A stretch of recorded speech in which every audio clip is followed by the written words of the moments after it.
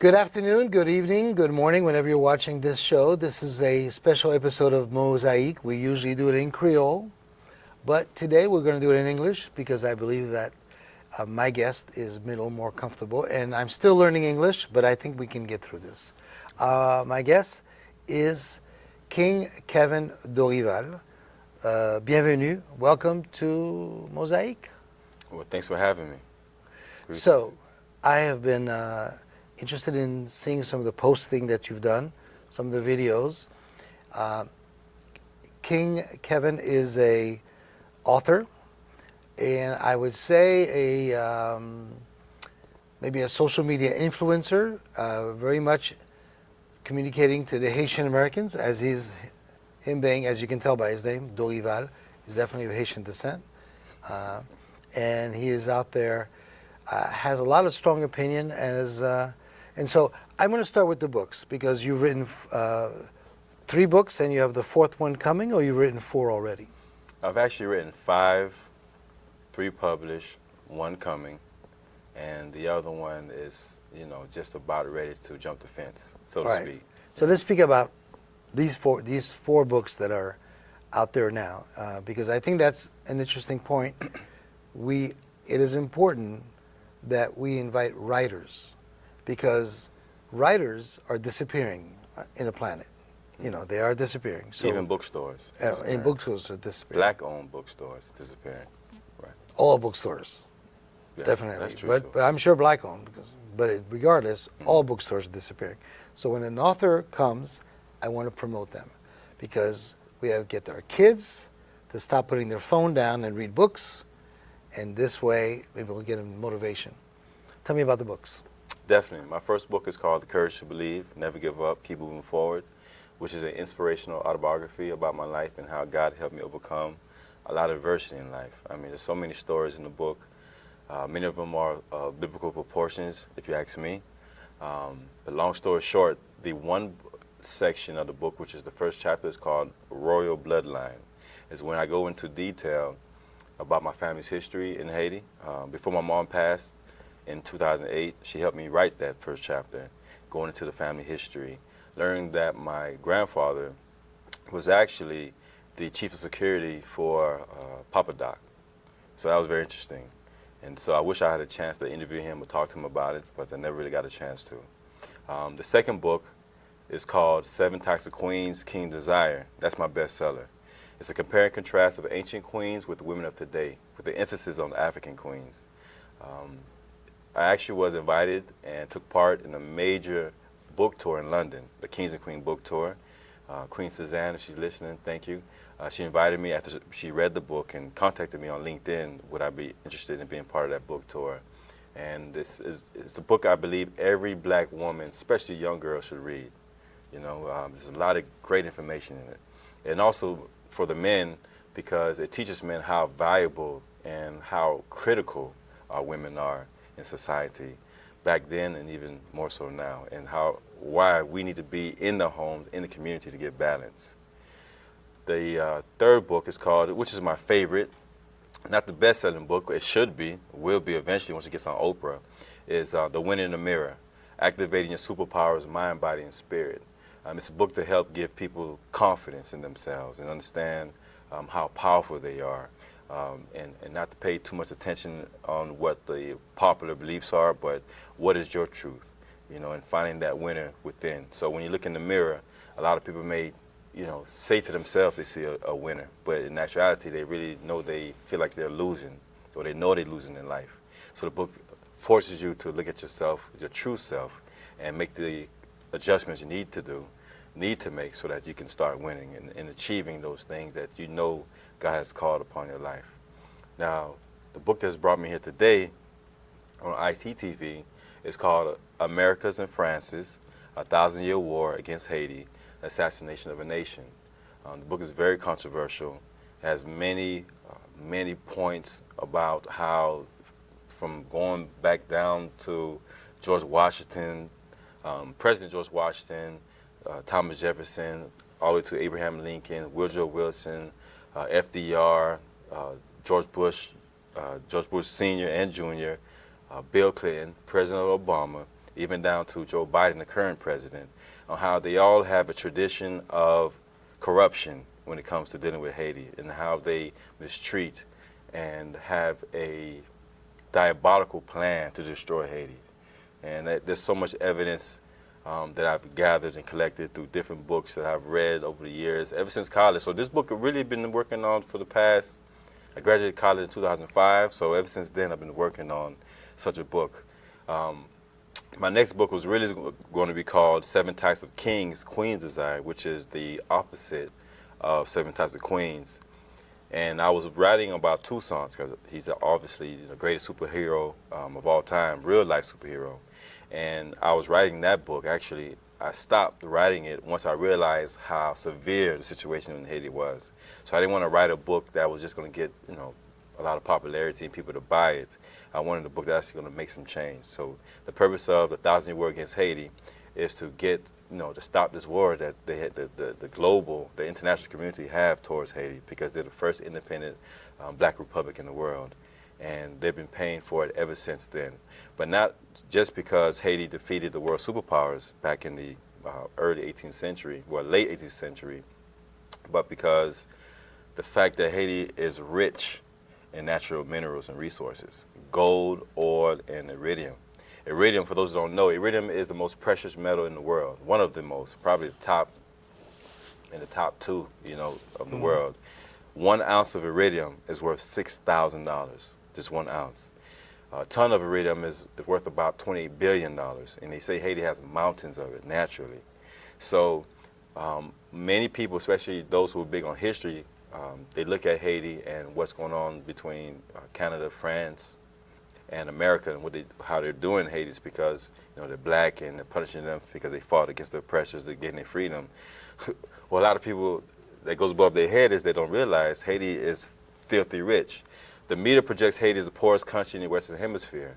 It's quite possible Haiti is the richest country in the Western Hemisphere, but the media has to project Haiti as poor so that when you see the U.S. or France, these great white organizations, white domination, white supremacy, when you see them in a country like Haiti, okay, the white man has come to save us. That's not the case. They're really coming there to exploit the country tax-free. Right. Yes, sir. Well, no, I said a mouthful there. Yeah. Well, I think that everything that you talked about needs to be said. There's no doubt that Haiti has been more of a victim throughout its history, whether it's the slaves originally, even if they were sold by other, black, African tribes that were capturing each other and selling them off.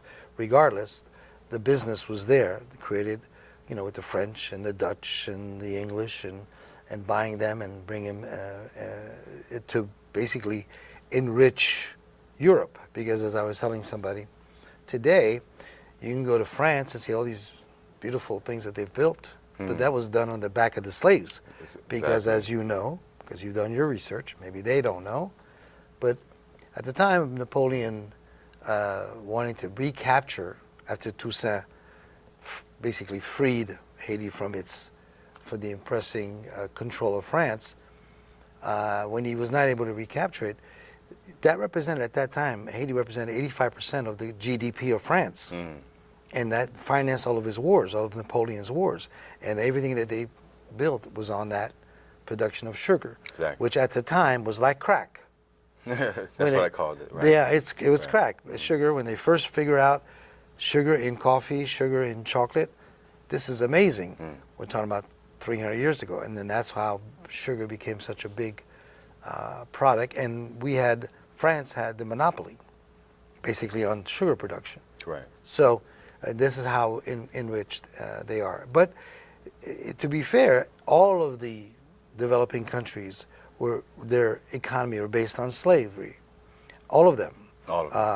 And so it is normal that when Haiti fought its independence, that they will all try to make sure that it would not spread, that the Jamaicans and the rest of the Dutch islands and all the other countries where where slavery was part of the business. But the first slaves that were ever brought to America, first slaves, were Irish. They were white slaves, the first slaves. When Ireland was basically, I guess the Irish were really, I don't know. They had a famine, I believe. Yeah, they were just basically taken as slaves and brought to this country as slaves.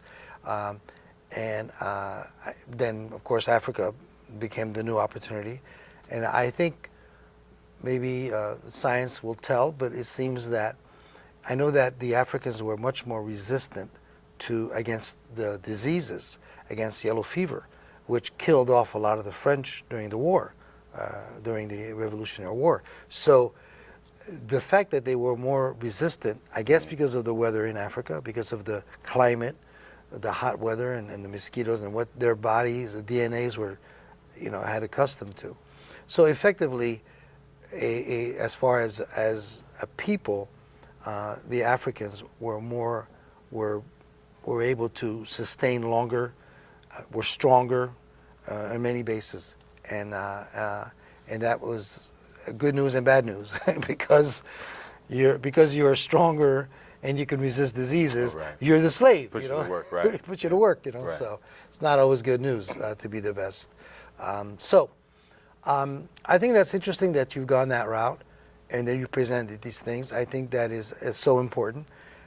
People do not realize the importance of the Haitian Revolution, not only in the sense of the black, because as you know, the only time there was a slave revolt that resulted in freeing some people was Spartacus in 9 BC.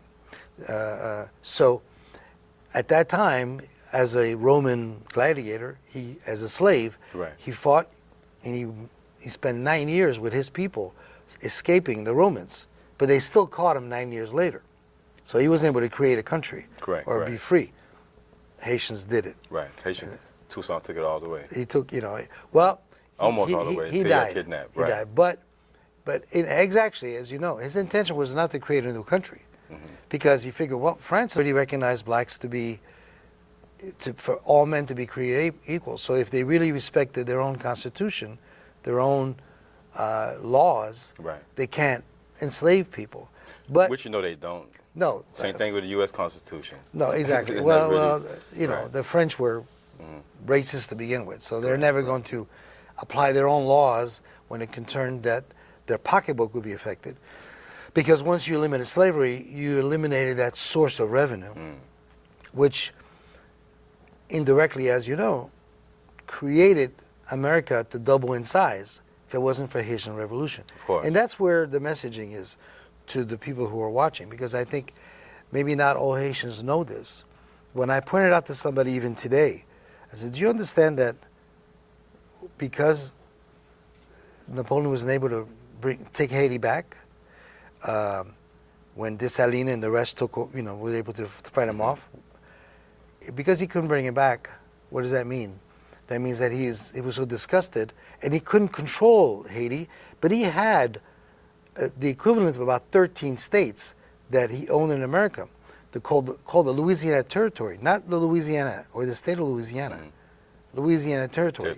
Right. That was half the United States at that time, that he sold for nothing just because he lost to Haiti. And that is the key importance. And if America understood that they wouldn't be what they are today if it wasn't for the Haitian Revolution, they would be acting a little bit differently. Now, we talk about the politicians that you mentioned, and I have been on this program many times in Creole, whatever language I can, and I attack, especially in my lifetime, I witnessed what the Clintons did. Okay.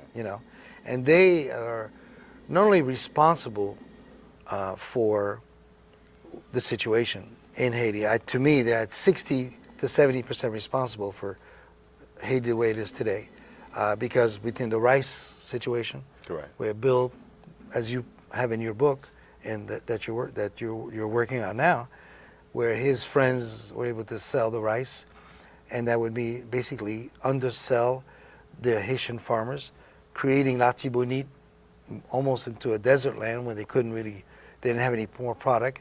So that puts more poverty. Those people come into Port-au-Prince to again soak up, explode the ghettos in the poorest areas. All that is the impact.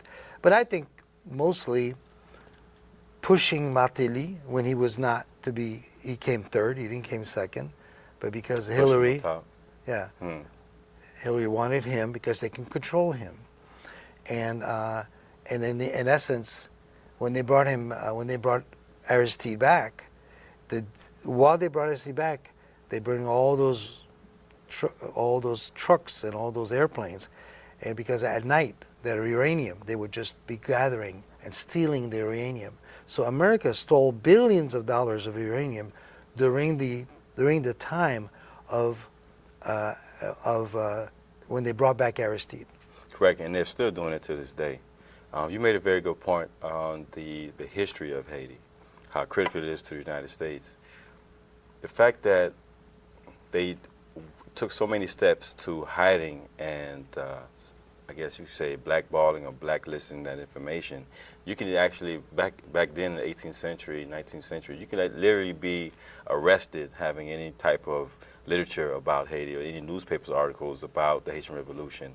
And right now, for the past few years, when I actually had a complete grasp of how important the Haitian Revolution was, I knew it was an awesome revolution, but I didn't understand the magnitude of it. But once I got the magnitude of it, I always said that any black history program, I don't care where in the world it is, if it does not highlight the Haitian Revolution, or at least one of the generals, whether it's Chief General Toussaint Louverture or Lieutenant General Dessalines or King Henry Christophe, then that black history program is flawed. You know, because these guys were the real life superheroes.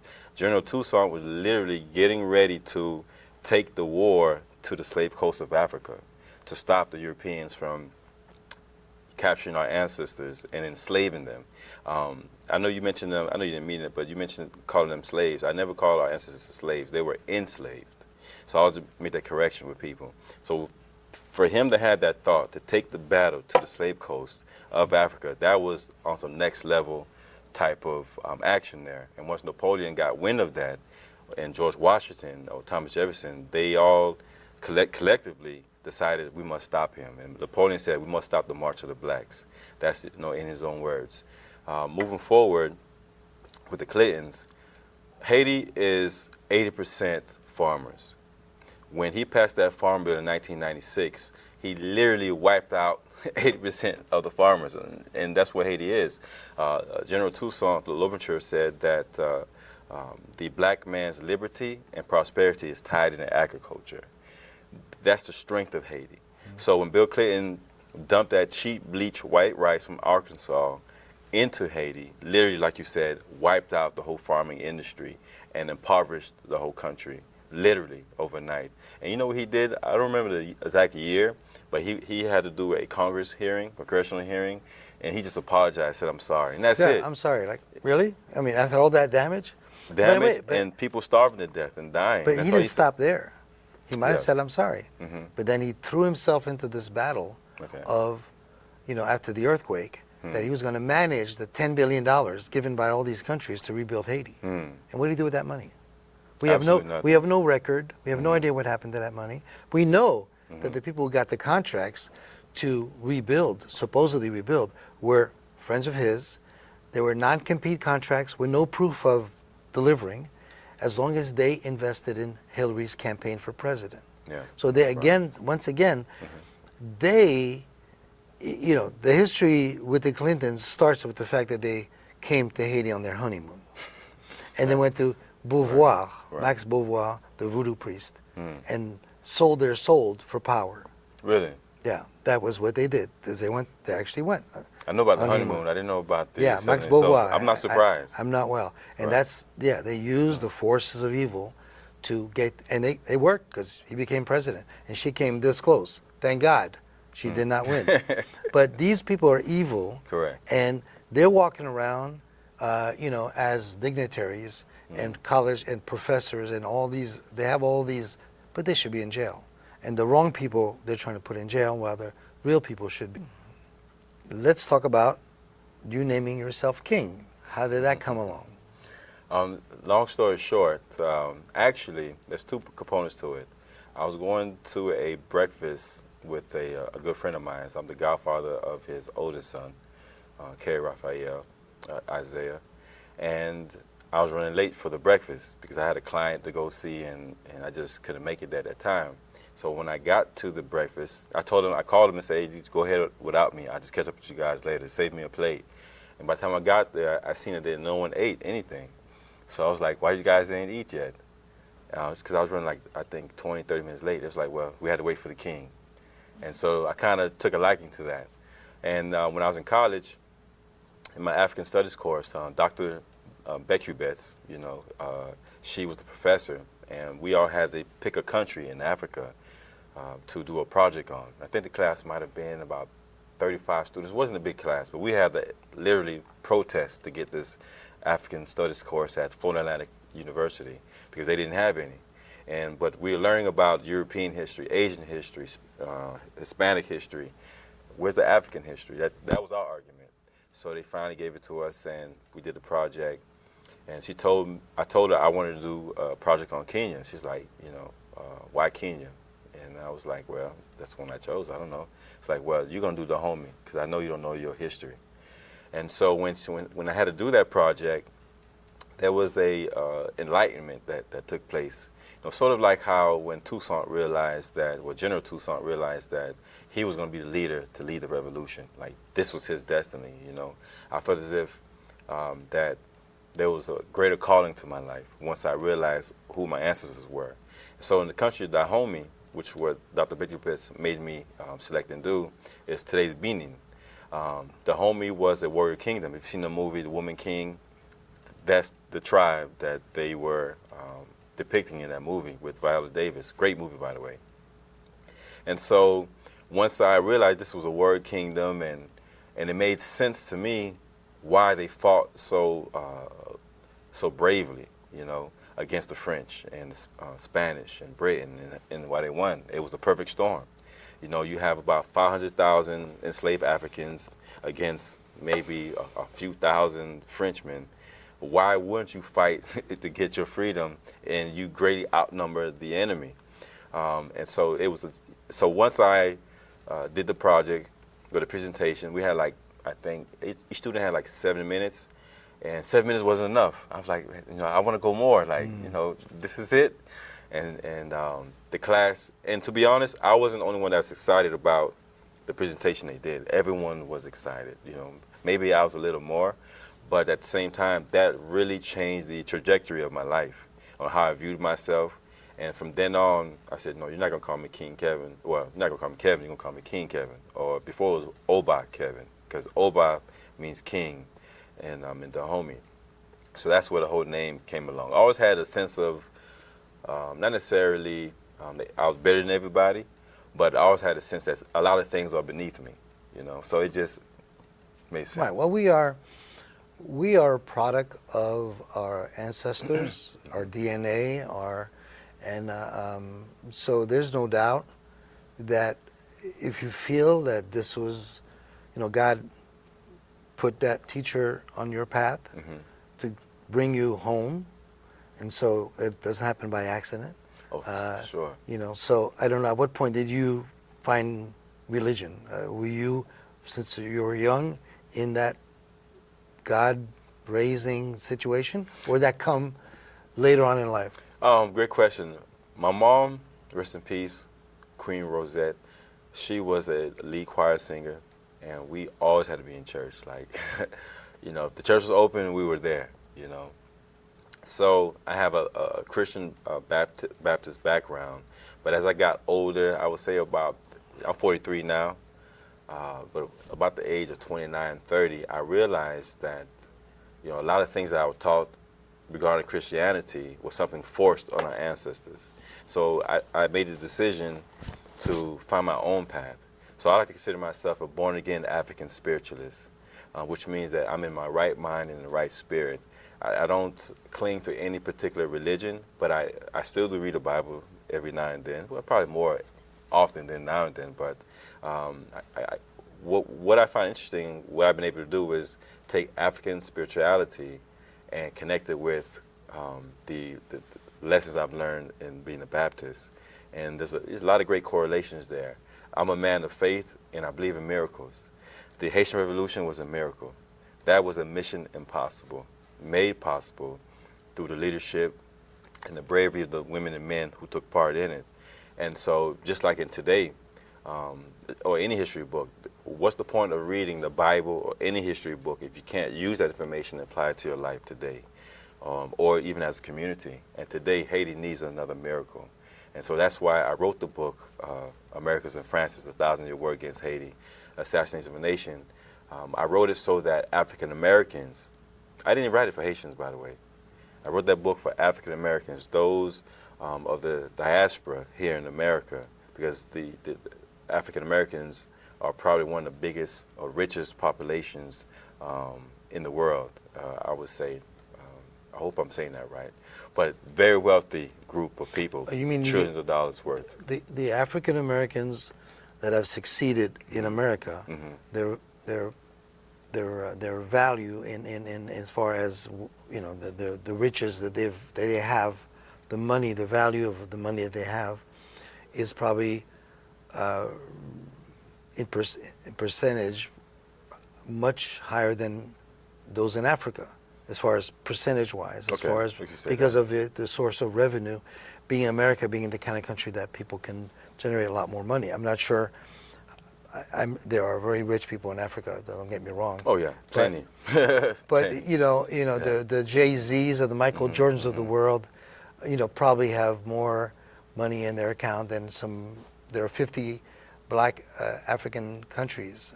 I'm sure half of them don't have what these two guys have in their bank accounts. Exactly. But, So- but not just financial wealth, but also in resources and connections. So I worked tremendously hard on bridging the gap between the Africans in Haiti and the Africans here in America. So I consider myself Afro-Haitian. So the Afro-Americans here, they only need to understand and see the connection that we have and how much Haitians fought and contributed to American history, or just like you mentioned earlier, the Louisiana Territory, the Louisiana Purchase, or even the Battle of Savannah, 1779, which about 600 freed Haitians fought to help America gain independence, and then the founding of Chicago by Haitian man. Sure, and you hardly hear these details when you look at a history book. But like when I went to school, 300 years ago. When you open up a history book and you hear about the Louisiana Purchase, it doesn't mention Haiti at all. No, not at all. It's all about France sold Louisiana Territory, and that's it. That's it, right. And it's almost like, oh, well, Jefferson got a great deal. Like he was the hero of this thing. No, it had nothing to do with Jefferson. It did with Toussaint. Exactly. Toussaint and Dessalines and what they did that forced that. So there's no background. And they never mentioned the fact that they talk about how, almost 100 years later, the African Americans in America became, free, but it wasn't. It was almost. It took a civil war because it happened about 80 years later from then 1804, but it took a civil war to really force it on. Because it basically restructured the entire economic system of the country when you would stop slavery. So and the Southern Democrats are the ones that fought to keep to keep slavery and keep the Civil War. And also to keep Abraham, which was around 1861, is when Abraham Lincoln acknowledged the Haitian independence, right? And so I think he did that, the Civil War, but also to do it in, he recognized, because they didn't want him recognizing Haiti, because then they don't want their enslaved population to know about the Haitian Revolution. So I think he did that to be in spite towards the South, to get them pissed off. That might have even caused assassination a few years later. Again, the story of Haiti impacts America's story, Exactly. and nobody knows the the rest of the story. Right. But The catalyst of why. the catalyst exactly. of why.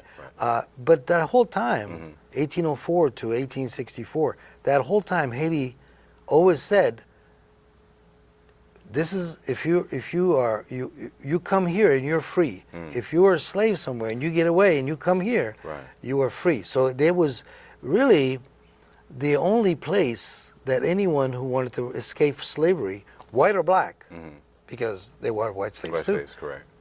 Anybody could come here. There'd be no slavery. When they helped Simon Bolivar and gave him weapons and guns to go on free South America.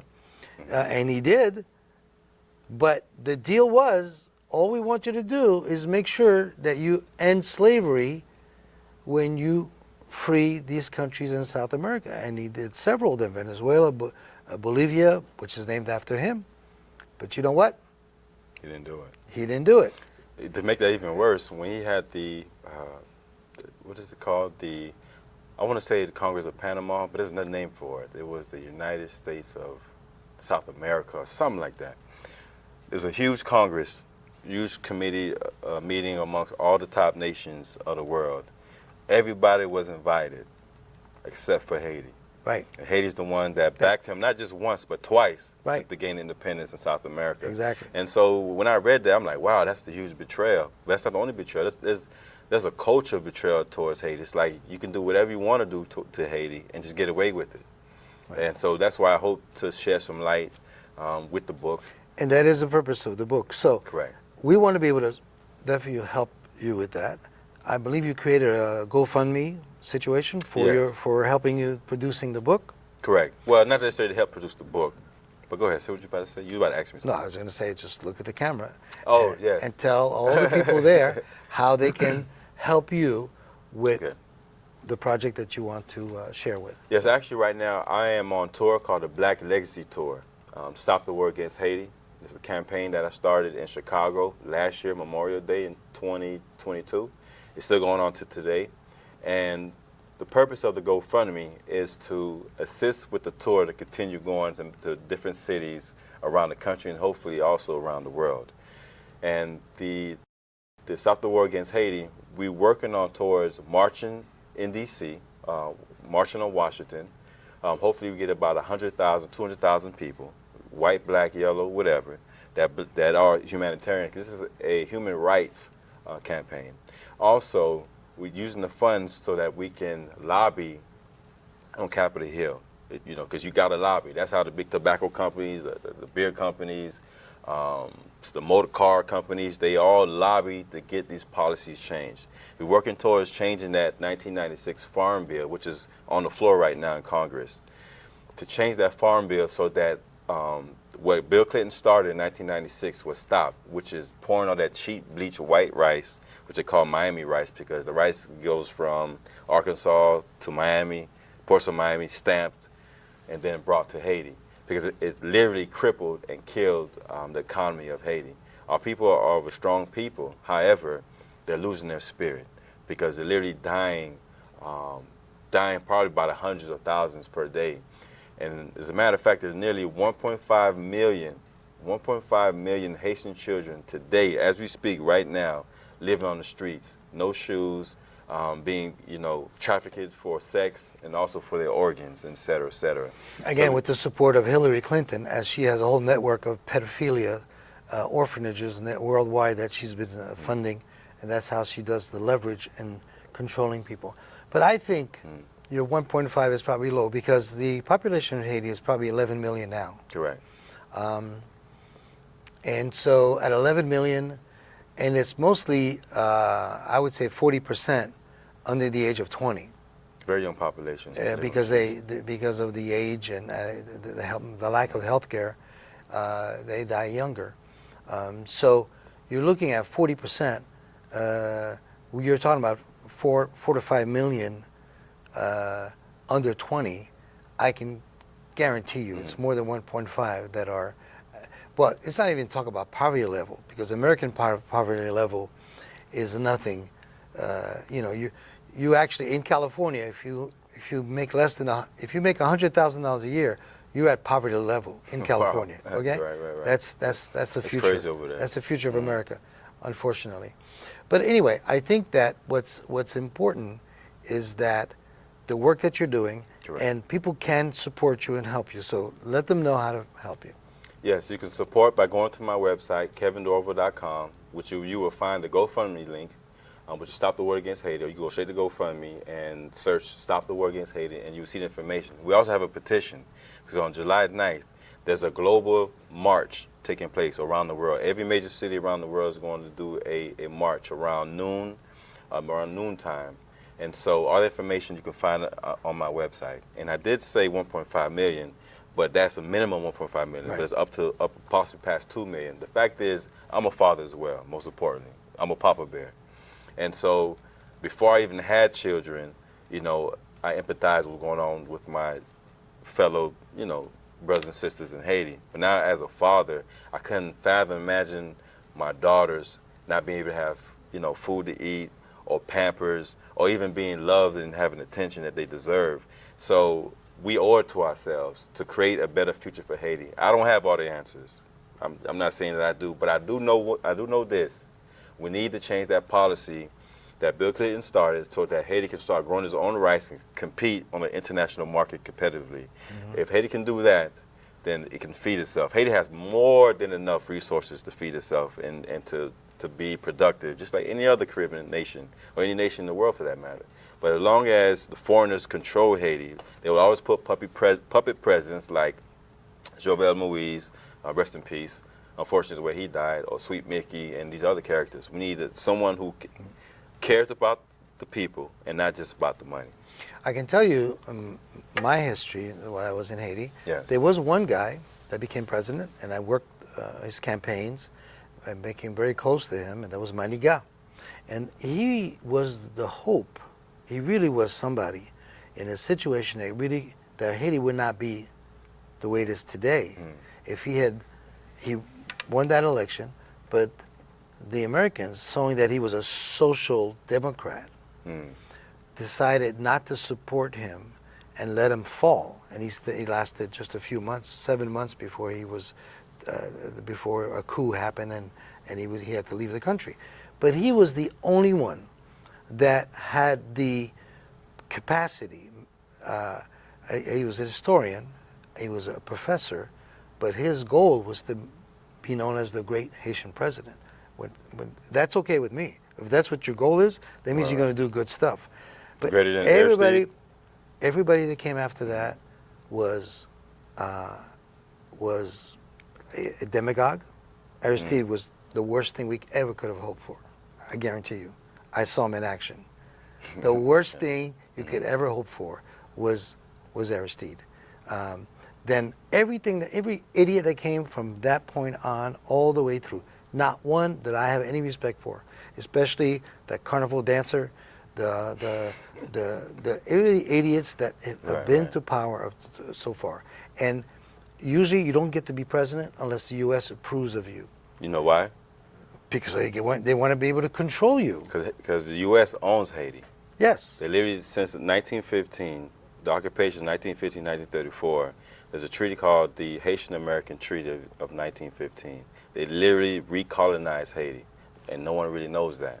So that's why America has so much power and influence on who's the president, who gets kicked out of the presidency. Like you see in Jean Petard, Aristide got kicked out in the coup twice, and they literally handpicked these puppet presidents because Haiti's literally their country.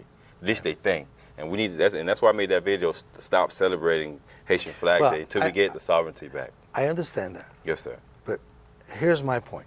Tell me. We're in a country today where not only are they forcing a whole entire month of June as Pride Month, where we're going to have to see homosexual propaganda all day long to tell you that's a wonderful thing. Now they're even talking about making the whole summer, all 3 months of gay pride. Okay, but what happens with the Haitian Flag Day is that when on that day Haitians are driving around with a flag in their car, it creates a situation where non-Haitians say, what is that about? What is that about? So what I'm saying is that if we decide not to celebrate that anymore, we're going to basically extinguish the only opportunity we have to go out there and make some noise about what happened in 1804. When somebody says, well, Haitian Flag Day, what is that about? Gives you an opportunity to say, well, that's what happened. But if you remove that, you may be removing the opportunity to keep that big light on the fact that we did this in 1804. Correct. Whatever's going on today, they can't take away what was done in 1804. And that's only my point. I do agree with you. Right. We don't need to be happy or celebrating the situation Haiti is today. But to celebrate what we did so people don't forget, I think that's a good idea. That's a great point. I definitely don't want to lose that history. It's one of the greatest historical events in all time. You know, it has never been repeated. Now, what I wanted to just make clear is that I think we need to suspend celebrating Haitian Flag Day, stop using all the energy and wearing all these flags and dancing and parading, all that good stuff, and collectively put our energy together to fight the oppressors. There are people with great plans, with great organizations that are doing some things and trying to change what's going on in Haiti, but they need the support. My organization, the Courage to Believe International, which is a nonprofit as well, we're just one. But there's other great organizations. There's also the Montana Accord. I read their plan. It's a great plan, but they need the support. And so if people stop parading and dancing like it's all good and everybody should be happy and they just throw the flags in the air, stop the foolishness. Haiti is in a dire situation. We have no reason to party right now. And I hear what you're saying, but that's not going to change my point. We need to stop and go to war for Haiti. I always say to my guests, you have the right to be wrong. It's okay. I forgive you. No, listen, I appreciate that. I appreciate it. What you're saying is correct. Correct. And like I said, one day to be able to do that, even if it's just translate to younger people or to everyone what this is about and the show of pride. It doesn't mean that we need to accept or be happy or celebrate or dance about the situation in Haiti. So it isn't the same thing. It is about the fact that something was accomplished. We need to keep remembering it. I think we should do an entire month, not just one day, by the way, because then I agree. And every day is going to be about, every one day can be one of our Haitian heroes, and that could be his day if we want to do that. Kind of like Kwanzaa, right? Yes, exactly. I'd rather do Haitian Pride Month than Gay Month. I'm sorry, but that's just me. See, we have the right to do that, though, as a Haitian community. We can choose to do that. We don't need approval from Washington or anybody. No. We can do that. it. In fact, we're launching it now, right here on ITTV, Haitian Pride Month. Let's make it happen. King Kevin and Claude has decided King Kevin. May is going to be Haitian Pride Month. And you know what? Yes, sir. When we're done today, when I'm done here, you know what I'm going to do? I'm going to Burger King. Okay. To celebrate you. Thank you so much for watching. King Kevin, thank you. It's been a pleasure. Thanks so much. My pleasure. We've shown the books. We've got the information on the screen for people to go to. Support King Kevin Dorival. He's fighting for your legacy, our legacy, but Haiti's legacy. And you're watching, you're Haitian. Do something about it. Take care.